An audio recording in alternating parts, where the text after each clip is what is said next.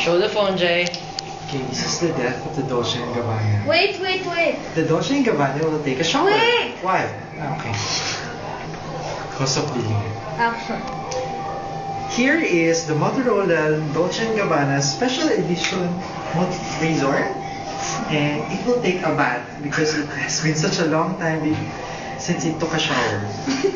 So first, how do we take a bath? How does a Dolce & Gabbana razor take a bath?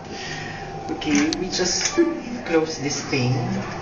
And then, would you prefer hot or cold, sir? Cold.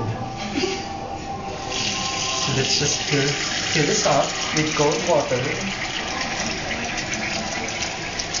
Gusto kaya nito ng shampoo?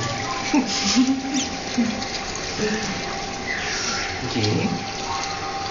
I think that's enough.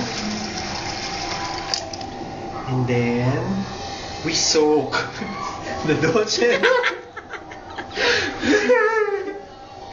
We soak the Dolce & Gabbana for... And then what, Jill?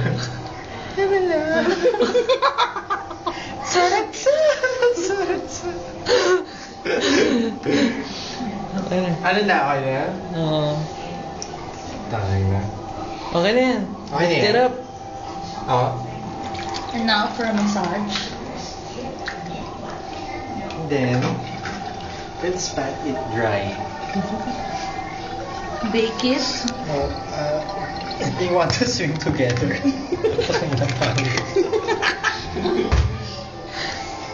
Yan.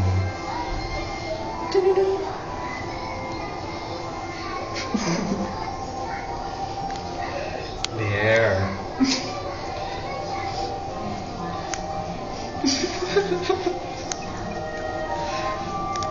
Yung takip na sa...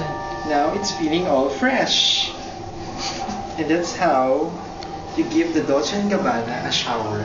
Thanks.